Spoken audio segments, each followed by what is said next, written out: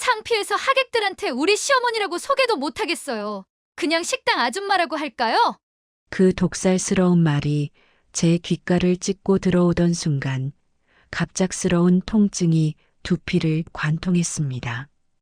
제 머리카락이 억센 소나기에 움켜잡혀 뒤로 잡아당겨지고 있었죠. 수백 명의 하객들이 경악한 표정으로 지켜보는 가운데 제 며느리가 될 수연이가 제 머리채를 움켜쥔 채 온 얼굴을 붉히며 소리를 질렀습니다. 그날의 충격과 수치심은 평생 제 가슴에 대못처럼 박혀 있을 겁니다. 구독과 좋아요를 눌러주시면 더 좋은 사연들을 놓치지 않고 매일 보실 수 있습니다. 제 이름은 김정숙입니다. 올해로 62살이 되었죠.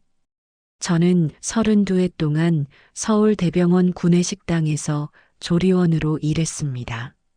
새벽 4시면 어김없이 눈을 떴고 칠흑 같은 어둠 속에서 집을 나서 첫 지하철을 탔죠. 병원에 도착하면 곧바로 앞치마를 두르고 거대한 가마솥 앞에 섰습니다. 하루에 1,500명분이 넘는 밥을 지어야 했어요. 뜨거운 증기가 얼굴을 때리고 무거운 국자를 들고 있노라면 팔이 천근만근 무거워졌지만 단 하루도 지각하거나 결근한 적이 없었습니다. 제게는 그럴 수 없는 이유가 있었으니까요. 바로 제 아들 최준호를 의사로 만들겠다는 일념 때문이었습니다. 남편은 준호가 겨우 5살 때 교통사고로 세상을 떠났어요. 음주운전 차량에 치여 즉사했는데 가해자는 무보험이었고 우리가 받은 보상금은 장례 비용에도 모자랄 정도였죠.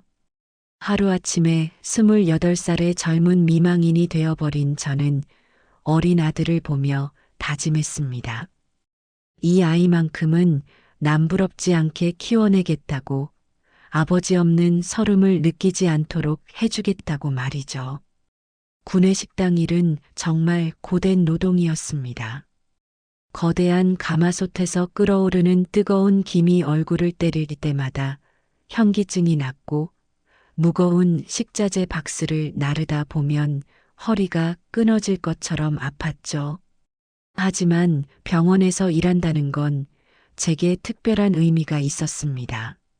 매일 점심시간이면 하얀 가운을 입은 의사들이 줄을 서서 식판을 받아갔는데 그들의 당당한 모습을 보면서 저는 상상했습니다. 언젠가 우리 준호도 저렇게 하얀 가운을 입고 이곳을 걸어다니는 날이 오리라고 말이죠. 준호는 정말 기특한 아들이었어요. 엄마가 새벽에 나가면 혼자서 알람을 맞춰놓고 일어나 세수를 하고 교복을 입었습니다. 아침밥은 제가 전날 밤에 차려놓은 것을 데워 먹었죠. 학교에서 돌아오면 동네 독서실에 가서 밤 10시까지 공부했고 집에 와서도 책상 앞을 떠나지 않았어요. 친구들이 PC방에 가자고 불러도 당구장에 가자고 유혹해도 준호는 단호히 거절했습니다. 엄마, 나는 꼭 의사가 될 거예요. 엄마가 이렇게 고생하는 걸 더는 못 보겠어요. 그 말을 들을 때마다 제 눈에서는 뜨거운 눈물이 흘렀습니다. 그렇게 20년의 세월이 흘렀습니다. 준호는 서울대 의대에 합격했고 그날 저는 구내식당 화장실 칸막이 안에서 한참을 울었어요. 기쁨의 눈물이었죠.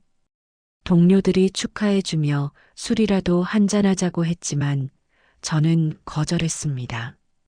그 시간에 집에 가서 준호가 좋아하는 갈비찜을 해주고 싶었거든요. 인턴과 레지던트 과정은 정말 힘들었습니다. 준호는 병원에서 거의 살다시피 했고 2, 3일에 한 번꼴로 집에 들어왔는데 그마저도 씻자마자 골아떨어지기 일쑤였죠. 그래도 저는 행복했습니다. 제 아들이 의사가 되어가는 과정을 지켜보는 것만으로도 가슴이 벅찼으니까요. 드디어 준호가 정형외과 전문의가 되던 날, 저는 또 한 번 눈물을 흘렸습니다. 정형외과 전문의 최준호. 그 타이틀이 얼마나 자랑스러웠는지 모릅니다. 구내식당 동료들에게 자랑하고 싶었지만 꾹 참았어요. 너무 자랑하면 시기받을까봐 두려웠거든요. 그런데 준호가 전문의가 되고 석 달쯤 지났을 때 뜻밖의 소식을 가져왔습니다. 엄마, 저 결혼하고 싶은 사람이 생겼어요. 준호가 수줍게 말했을 때 제 심장이 쿵 내려앉는 것 같았습니다. 기쁘면서도 서운한 복잡한 감정이 밀려왔죠. 제 품 안에 어린아이 같기만 하던 아들이 이제는 한 여자를 사랑하는 어엿한 남자가 되었다는 사실이 실감나지 않았습니다. 며칠 뒤 준호가 데려온 여자의 이름은 오수연이었습니다. 첫인상부터 남달랐어요.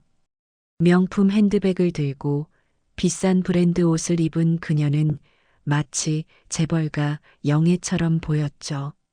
나중에 알고 보니 정말로 그랬습니다. 수연이의 아버지는 강남의 유명 성형외과 병원 원장이었고 어머니는 피부과를 운영하는 의사였어요. 미국 유학을 다녀온 수연이는 현재 아버지 병원에서 마케팅 이사로 일하고 있다고 했습니다.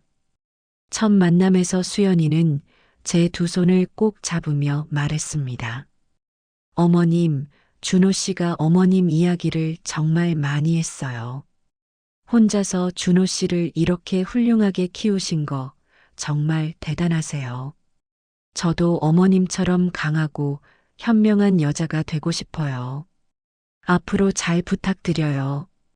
그 말을 듣는 순간 제 마음이 완전히 녹아내렸습니다. 이렇게 좋은 집안의 딸이 우리 준호를 알아봐 주다니, 게다가 나를 이렇게 존중해 주다니 꿈만 같았죠.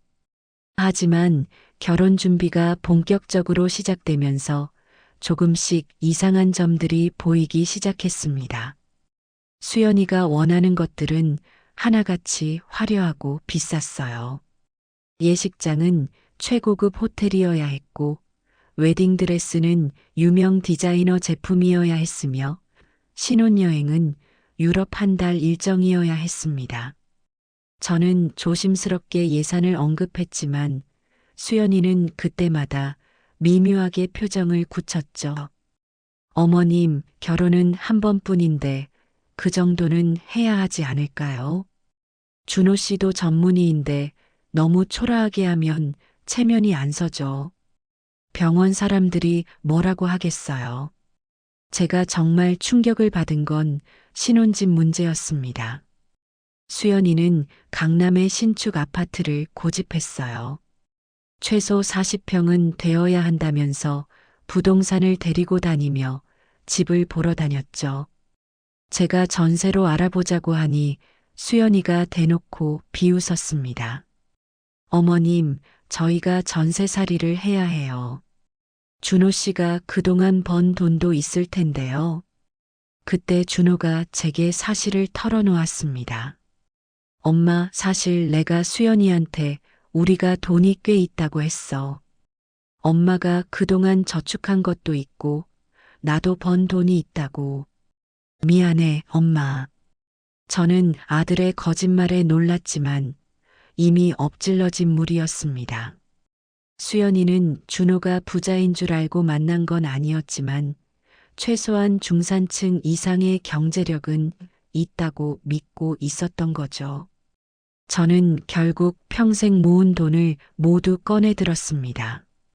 32년간 한 푼, 두 푼 모은 1억 3천만 원. 그것이 제 전 재산이었어요. 거기에 퇴직금을 미리 받고 대출까지 받아서 강남의 34평 아파트를 계약했습니다. 전세 8억에 월세 100만 원이었죠. 자동차도 문제였습니다. 수연이는 외제차를 원했어요. 최소한 벤츠 E클래스는 되어야 한다고 했죠. 준호는 국산차로 하자고 했지만 수연이가 단호했습니다. 병원 주차장에 국산차를 세워놓으면 무시당한다고, 의사 체면에 맞는 차를 타야 한다고 주장했어요. 결국 6천만 원짜리 벤츠를 할부로 구입했습니다. 제 명의로요. 준호는 아직 신용 등급이 높지 않아서 제 이름으로 할 수밖에 없었거든요. 결혼식 비용도 어마어마했습니다. 수연이가 원하는 호텔 예식장 대관료만 3천만 원이었고, 식사비가 인당 15만 원씩 해서 하객 300명 기준으로 4,500만 원이었죠. 거기에 웨딩드레스 대여료, 사진 촬영, 부케, 답례품까지 합치니 결혼식 비용만 1억이 훌쩍 넘었습니다. 수연이 부모님이 반은 부담하겠다고 했지만 결국 제가 6천만 원을 내야 했어요. 그 모든 과정에서 준호는 점점 변해갔습니다. 예전에 효자 준호는 온데간데 없고 수연이 비위를 맞추기에 급급한 한 남자만 남았죠. 엄마, 수연이가 원하는 대로 해줘. 한 번뿐인 결혼인데 좀 과하면 어때? 수연이네 집안 사람들도 다 오는데 우리가 너무 초라하면 안 되잖아. 제가 조금이라도 이의를 제기하면 준호는 짜증을 냈습니다. 엄마는 왜 이렇게 옹졸해? 돈이 그렇게 아까워. 내가 다 갚을게. 드디어 결혼식 날이 되었습니다. 2월의 마지막 토요일, 서울 시내 특급 호텔 최고층 예식장이었죠. 저는 새벽부터 일어나 미용실에 갔습니다. 비싼 한복을 대여하고 머리를 올리고 화장을 했어요. 거울 속 제 모습이 낯설었습니다. 62년 인생에서 이렇게 화려하게 차려입은 건 처음이었거든요. 예식장에 도착했을 때 로비는 이미 하객들로 가득했습니다. 수연이 아버지가 병원장이다 보니 의료계 인사들이 대거 참석했고 준호 쪽에서도 대학 동기들과 병원 동료들이 많이 왔죠. 제 쪽 하객은 구내식당 동료 15명과 고향 친척 몇 명이 전부였습니다.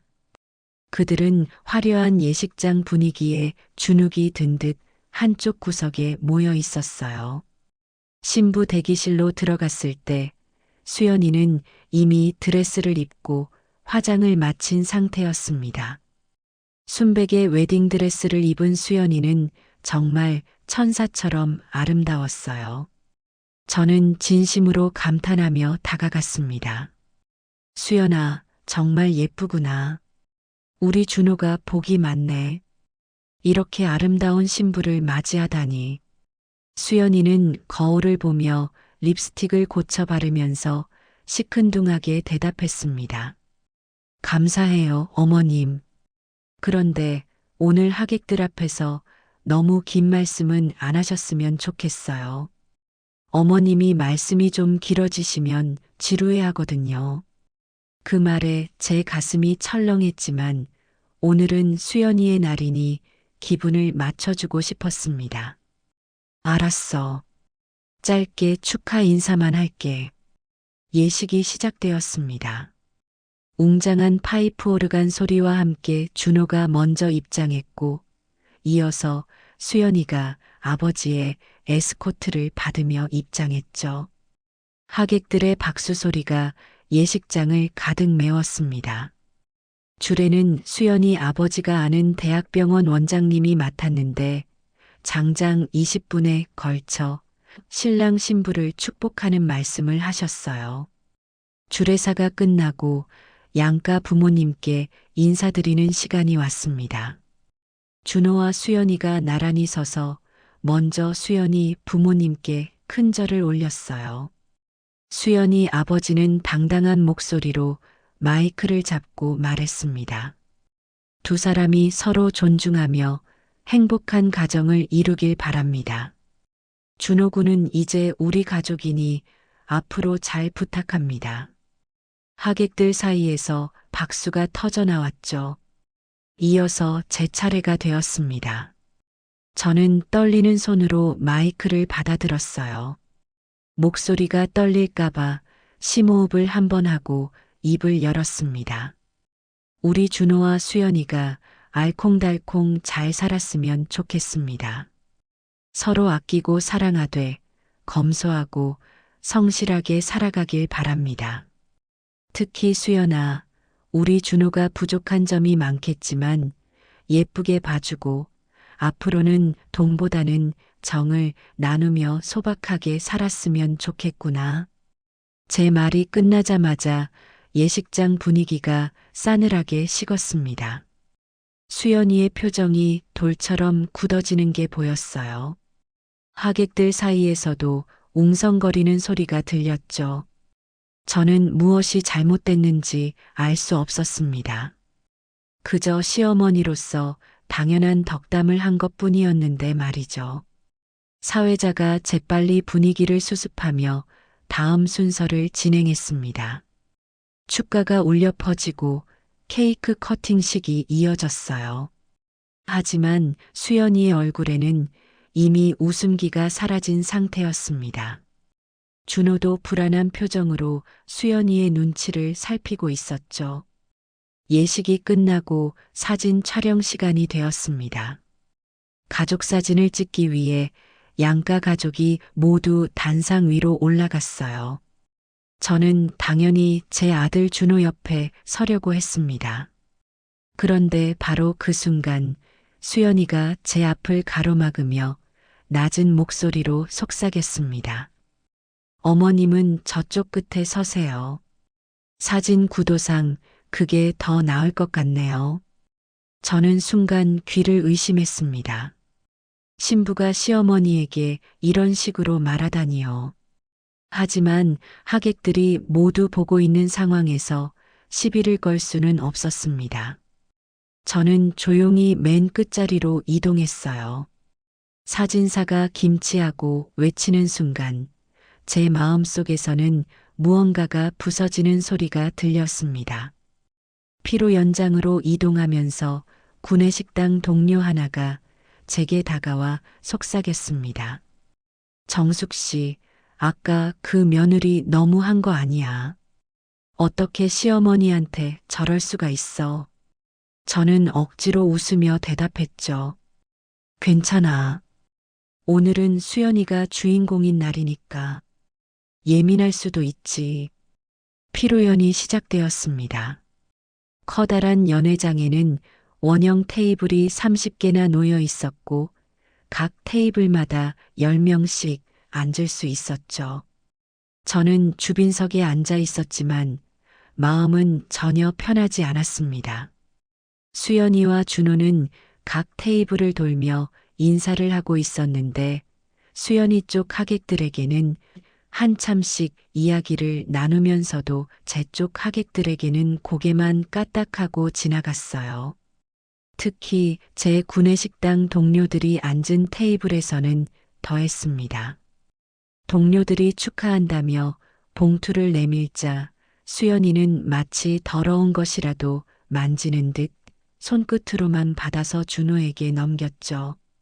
그리고는 코를 살짝 찡그리며 다음 테이블로 이동했습니다.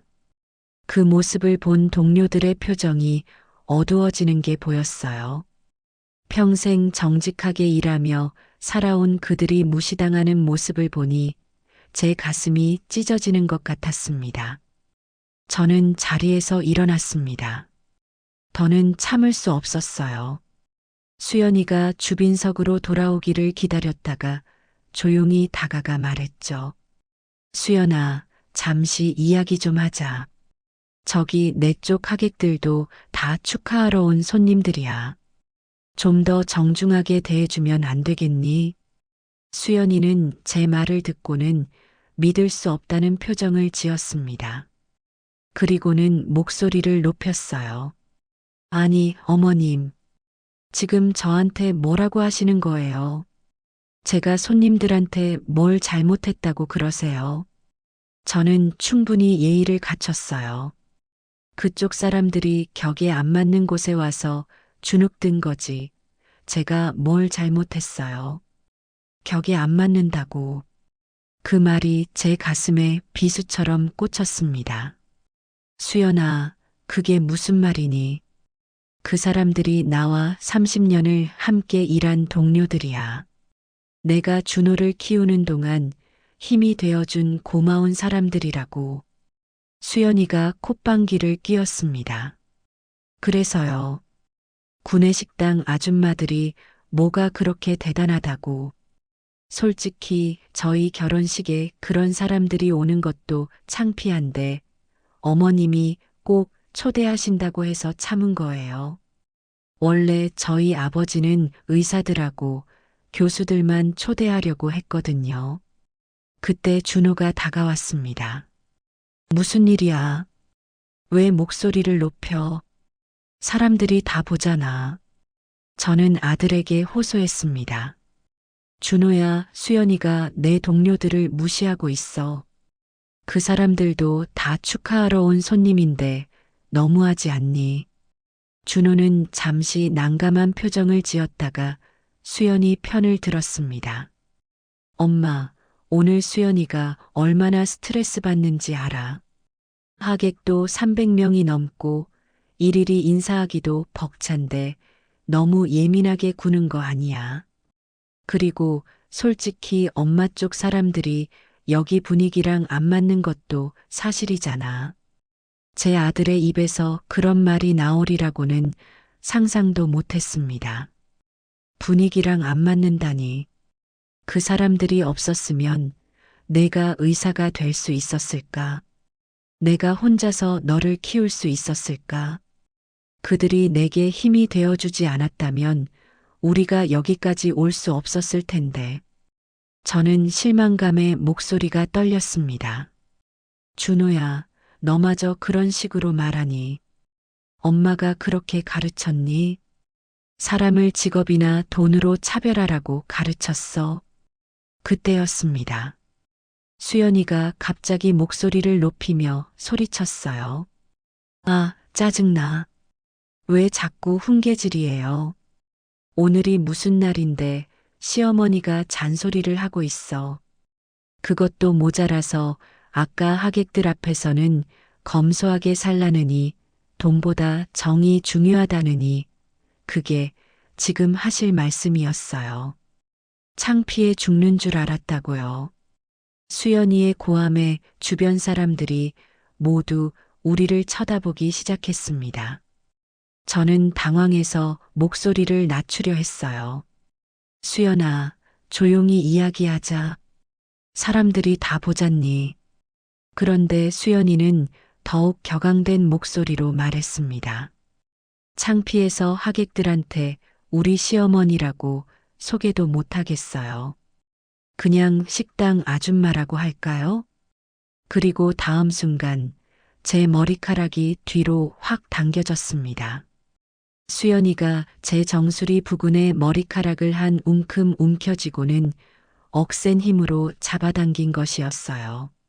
순간 두피가 찢어지는 듯한 고통이 밀려왔고 제 몸이 뒤로 휘청거렸습니다. 아! 제 입에서 비명이 터져 나왔고 연회장 전체가 순식간에 조용해졌습니다. 수백 명의 하객들이 모두 경악한 표정으로 우리를 바라보고 있었죠.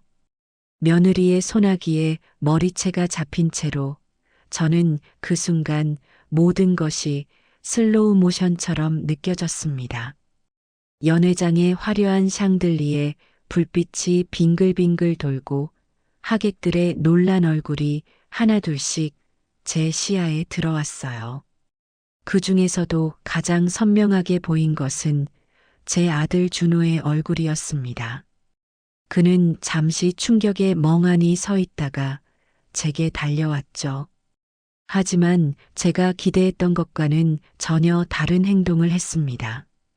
준호는 제 머리채를 잡고 있는 수연이의 손목을 풀어주는 대신 수연이를 제게서 떼어내 자신의 품으로 끌어안았어요.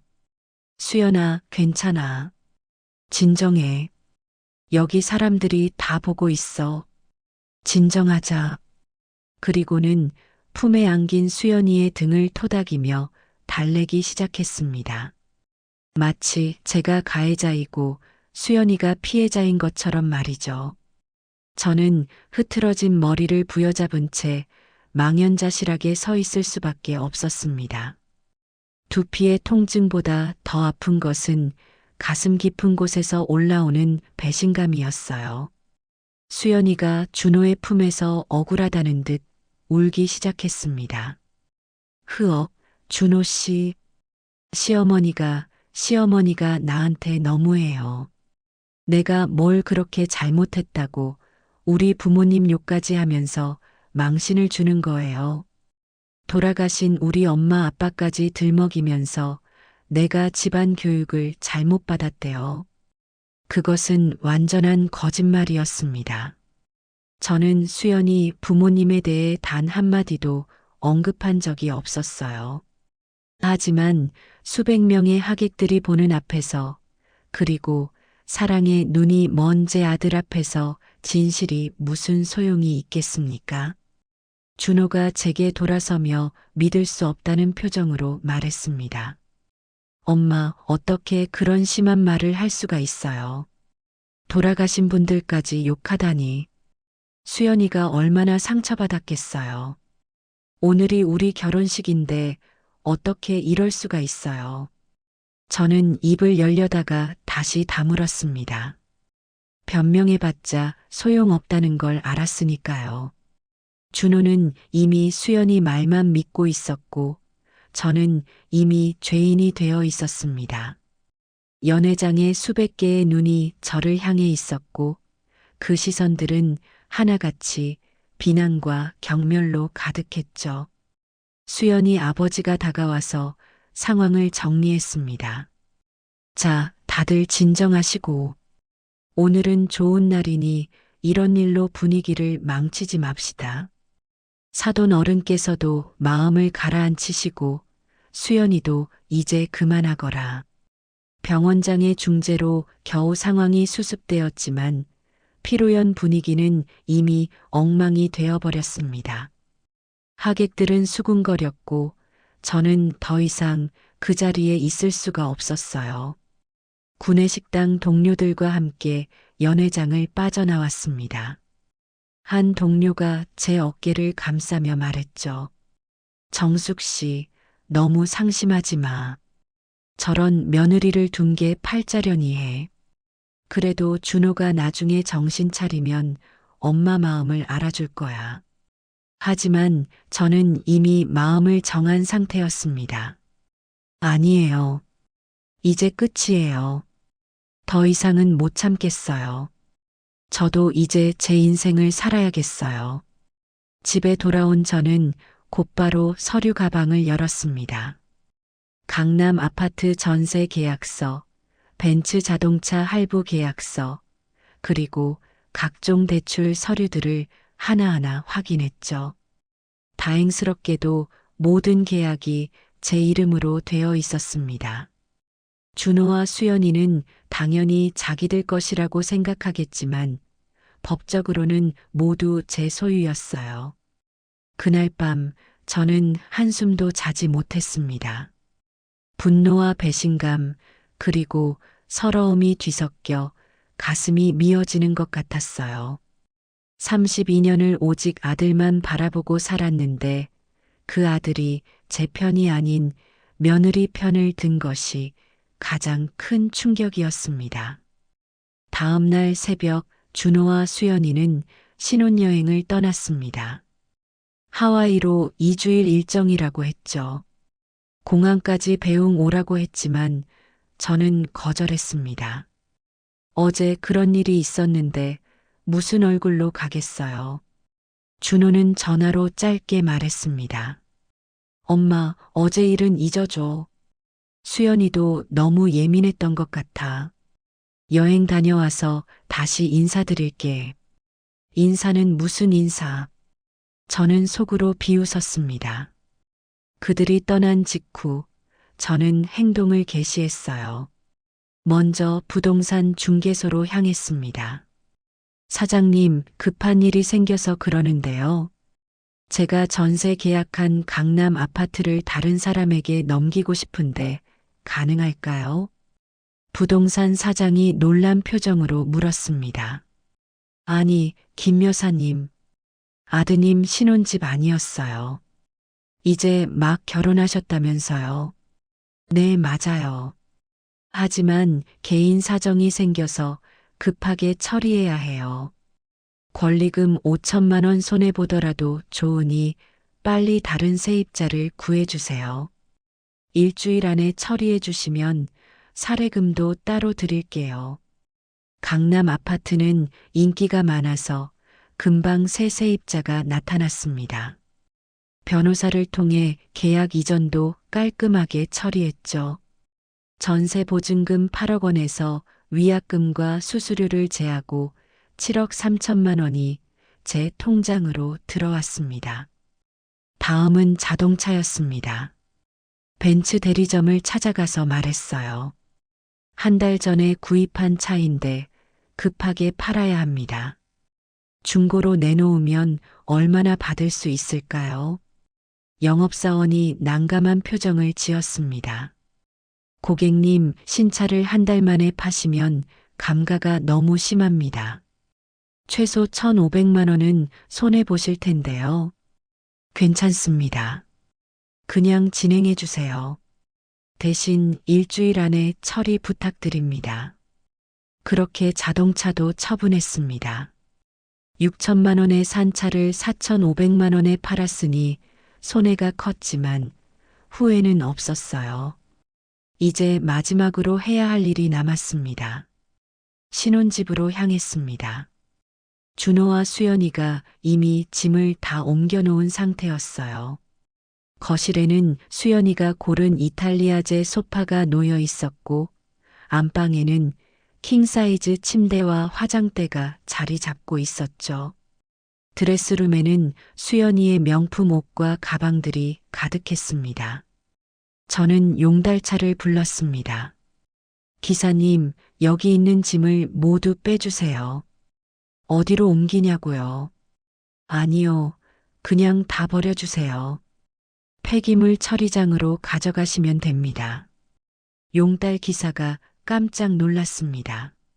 아니, 아주머니. 이게 다 새 것 같은데 왜 버려요? 이 소파만 해도 몇백만 원은 할 것 같은데. 제 물건이 아니에요. 남의 물건을 제 집에 둘 수는 없잖아요. 그냥 다 치워주세요. 2시간 만에 집은 텅 비었습니다. 마지막으로 현관 비밀번호를 바꾸고 열쇠를 부동산에 맡겼어요. 이제 준호와 수연이가 돌아와도 들어갈 수 없을 겁니다. 일주일 후 준호에게서 전화가 왔습니다. 하와이에서 돌아오는 비행기 아니라고 했죠. 엄마, 우리 지금 인천공항 도착했어. 선물도 많이 사왔는데 집에서 만나요. 수연이도 엄마한테 사과하고 싶대. 저는 담담하게 대답했습니다. 그래, 잘 왔구나. 그런데 나는 집에 없을 거야. 볼 일이 있어서 지방에 내려가거든. 준호가 의아해하며 물었어요. 지방이요? 갑자기 무슨 일로? 우리 오늘 돌아오는 거 알고 계셨잖아요. 급한 일이 생겨서 어쩔 수 없어. 너희들끼리 잘 들어가. 수고했어. 전화를 끊은 뒤 저는 제주도행 비행기에 올랐습니다. 이미 며칠 전에 제주도에 작은 펜션을 임대 계약했거든요. 앞으로 제가 새 삶을 시작할 곳이었죠. 비행기가 이륙하면서 서울이 점점 작아지는 것을 보며 저는 32년간의 삶을 뒤로하고 있다는 것을 실감했습니다. 구내식당에서 땀 흘리며 일하던 날들, 준호의 학원비를 마련하기 위해 야근을 자청하던 날들, 그 모든 것이 이제는 과거가 되었어요. 한편 준호와 수연이는 강남 아파트에 도착했을 겁니다. 현관 비밀번호를 누르는 준호의 모습이 눈에 선하네요. 삐삐삐 하는 오류음이 울리고 당황한 준호가 다시 번호를 눌러보지만 역시 열리지 않겠죠. 준호에게서 전화가 왔습니다. 예상보다 빨랐어요. 엄마, 집 비밀번호가 안 맞아요. 바꾸신 거예요. 아, 그래. 깜빡했네. 근데 준호야, 그 집은 이제 너희 집이 아니야. 내가 계약 해지했거든. 네. 뭐라고요? 준호의 목소리가 떨렸습니다. 장난이시죠? 우리 신혼집인데 왜 계약을 해지해요? 내 이름으로 계약한 내 집인데 내가 해지하는 게 뭐가 이상하니? 그리고 내가 말했잖아. 내가 번 돈으로 산 집이라고. 그럼 내 돈으로 다시 구하면 되지 않겠니? 그때 수연이의 비명 같은 목소리가 들렸습니다. 뭐라고요? 집을 해지했다고요? 미쳤어요. 그럼 우리 집은요? 우리 가구랑 옷이랑 다 어떻게 된 거예요? 아, 그것들. 너희가 신혼여행 간 사이에 누가 와서 다 가져갔더라. 도둑인지 뭔지 모르겠네. 경찰에 신고해 보는 게 어떨까? 거짓말. 당신이 다 버린 거잖아요. 내 샤넬 가방이랑 구찌 옷이랑 그게 얼마짜린데. 어떻게 남의 물건을 함부로 버려요. 남의 물건을 내 집에 둘 수는 없잖니. 그리고 수연아, 너희가 그렇게 능력 있다면서. 의사 집안이고 돈도 많다면서. 그 정도는 다시 사면 되지 않겠니? 준호가 절박한 목소리로 말했습니다. 엄마, 차는요? 벤츠는 어디 있어요? 그것도 팔았어. 내 명의였거든. 할부금 다 정리하고 남은 돈은 내가 가졌어. 왜? 의사면 차 한 대 정도는 금방 사지 않니? 엄마가 어떻게 이럴 수 있어요? 그게 다 우리 거였잖아요. 내가 결혼하니까 엄마가 준비해 준 거잖아요. 저는 차갑게 웃었습니다. 준호야, 기억을 더듬어 봐. 내가 수연이한테 뭐라고 했는지. 내가 번 돈으로 다 마련했다고 했잖니. 그럼 이제 진짜로 내 돈으로 마련하면 되겠네. 그게 뭐가 어려워. 능력 있는 의사 선생님이. 지금 당장 경찰에 신고할 거예요. 절도죄로 고발할 거라고요. 내 물건 다 변상하지 않으면 가만두지 않을 거예요. 그래, 신고해봐. 경찰이 뭐라고 할지 궁금하네. 집주인이 자기 집에서 물건을 치웠는데 그게 무슨 죄가 되는지. 그리고 수연아, 너희가 그 집에 살 권리가 있다는 증거라도 있니? 계약서에 너희 이름이 있기는 하니. 준호가 울먹이는 목소리로 말했습니다. 엄마, 우리 지금 진짜 갈 데가 없어요. 돈도 하나도 없고, 신혼여행 가면서 카드도 다 긁어서 한도도 다 찼어요. 제발 한 번만 도와주세요. 이제 와서 도움을 청하는구나. 결혼식장에서 내가 나한테 한 말 기억나니? 엄마가 먼저 잘못했다고 수연이를 화나게 했다고 그랬잖아. 머리채 잡힌 엄마보다 머리채 잡은 아내가 더 중요했잖니. 그건 그때 상황이 너무 당황스러워서. 엄마, 정말 죄송해요. 제가 잘못했어요. 미안하다는 말로 모든 게 해결되면 좋겠지. 하지만 준호야, 나도 이제 지쳤어. 32년을 너만 바라보고 살았는데 정작 너는 나를 버렸잖아. 이제는 각자 살아가자. 너는 내 아내와 알콩달콩 잘 살고 나는 내 인생을 살게. 어디 계세요? 지금 어디 계시냐고요? 찾아가서 무릎 꿇고 빌게요.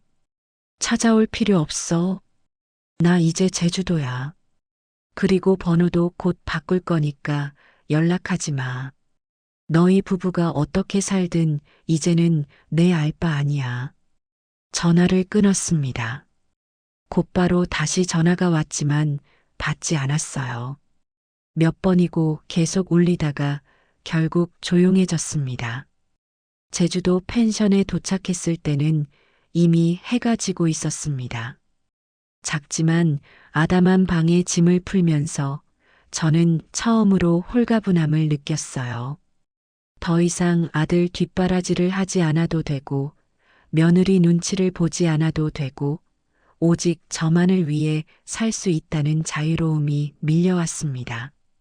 저녁을 먹으러 펜션 식당에 내려갔더니 주인 아주머니가 반갑게 맞아주었습니다. 서울에서 오셨다면서요. 혼자 여행 오신 거예요. 아니요. 여행이 아니라 아예 이사를 왔어요. 앞으로 여기서 살려고요.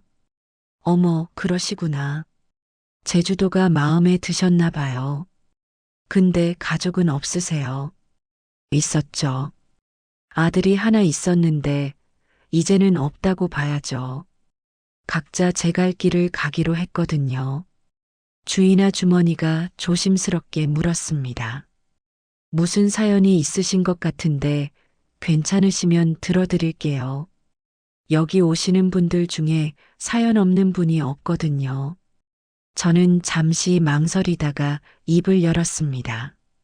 아들 결혼식에서 며느리가 제 머리채를 잡았어요. 그것도 수백 명이 보는 앞에서요. 그리고 아들은 제 편이 아니라 아내 편을 들었죠. 그래서 모든 것을 정리하고 내려왔어요. 주인 아주머니가 혀를 찼습니다. 세상에 어떻게 그런 일이. 얼마나 속상하셨을까요? 그래도 아들이 나중에라도 정신 차리고 찾아올 거예요. 아니요, 안 올 거예요. 제가 다 정리했거든요.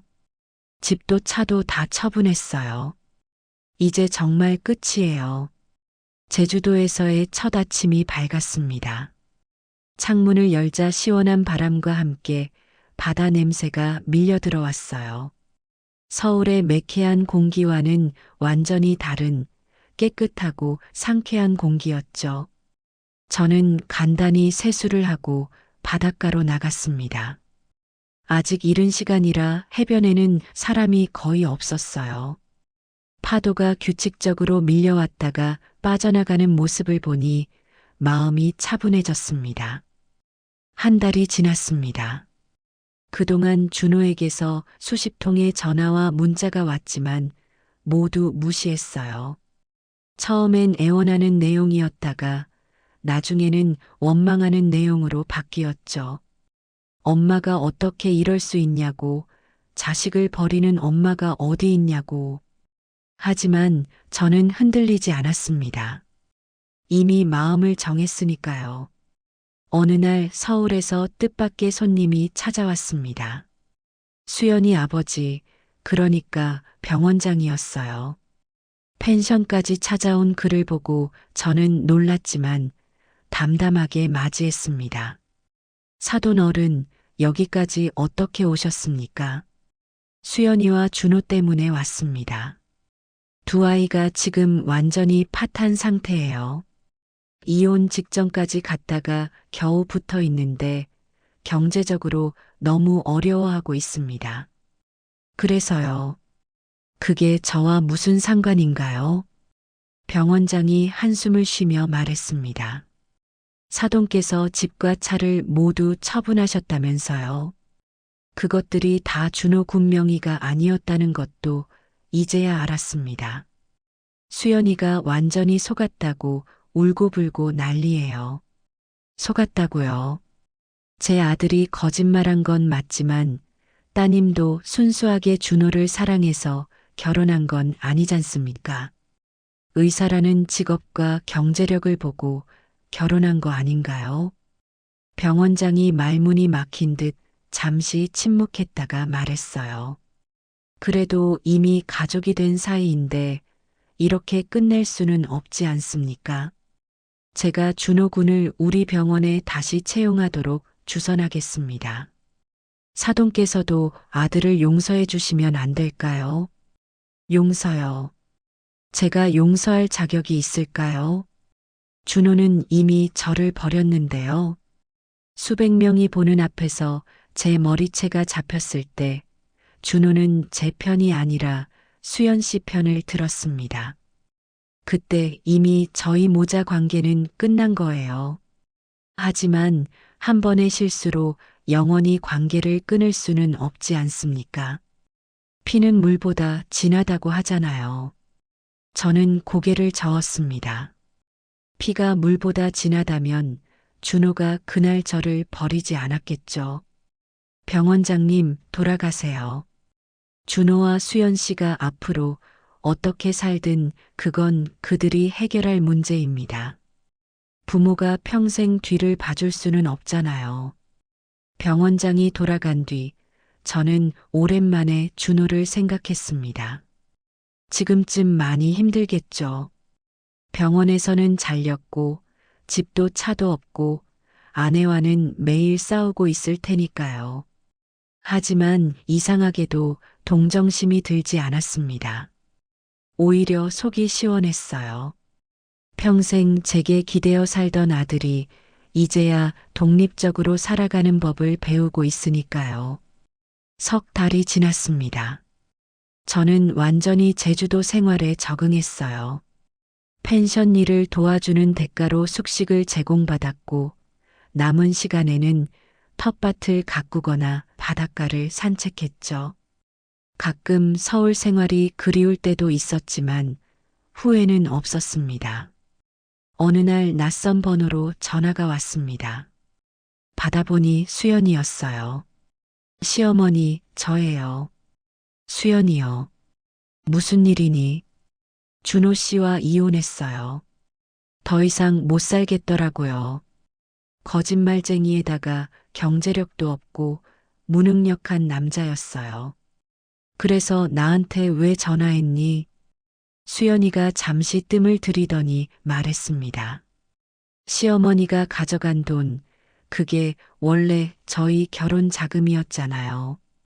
이혼했으니까 일부라도 돌려주셔야 하는 거 아니에요. 저는 어이가 없어서 웃음이 나왔습니다. 수연아, 내가 가져간 게 아니라 내 돈을 되찾은 거야. 처음부터 내 돈이었고 너희는 그걸 쓸 자격이 없었을 뿐이야. 그래도 결혼식 비용이며 신혼여행 비용은 저희를 위해 쓴 거잖아요. 그것까지 다 토해내라는 건 아니지만 최소한의 위자료는 받아야겠어요. 위자료? 정말 끝까지 뻔뻔하구나. 내 머리채를 잡고도 모자라서 이제는 돈까지 뜯어내려고. 수연아, 다시는 연락하지 마. 너와 나는 이제 남보다도 못한 사이야. 전화를 끊고 나서 번호를 차단했습니다. 그리고 며칠 뒤 준호에게서 편지가 왔어요. 펜션 주소를 어떻게 알아냈는지 손편지가 배달되었습니다. 편지를 열어보니 빼곡한 글씨로 사죄의 말이 적혀 있었습니다. 자신이 얼마나 못난 아들이었는지, 엄마의 사랑을 당연하게 여겼던 것이 얼마나 큰 잘못이었는지 이제야 깨달았다는 내용이었죠. 수연이와 이혼했고 지방의 작은 병원에 겨우 취직했다고 했습니다. 언젠가 용서받을 수 있다면 다시 효도하고 싶다고, 그때까지 기다리겠다고 썼더군요.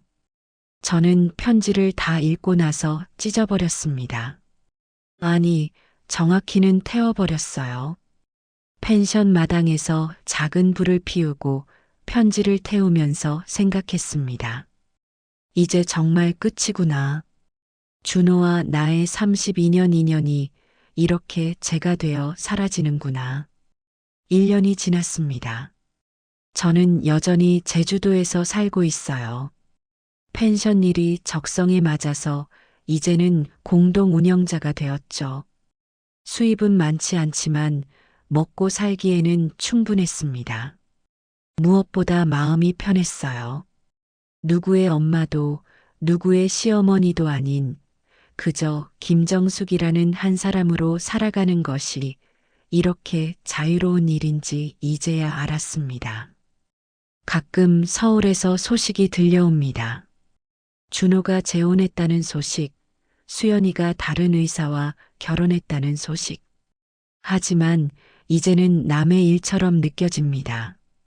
축하할 마음도 원망할 마음도 없어요. 그저 각자의 인생을 살아가는 것뿐이니까요. 처음 수연의 말대로 저는 진짜로 없는 사람이 되었습니다. 오늘도 저는 바닷가를 걸었습니다. 파도가 밀려왔다가 빠져나가기를 반복하는 것을 보면서 생각했어요. 인생도 저런 것 같다고. 만남이 있으면 헤어짐이 있고, 사랑이 있으면 이별이 있는 법이라고. 그리고 그 모든 것을 받아들일 때 비로소 자유로워질 수 있다는 것을 깨달았습니다. 이 영상이 도움이 되셨다면 좋아요와 구독 알림 설정 부탁드립니다. 구독하시면 매일 좋은 영상을 놓치지 않습니다.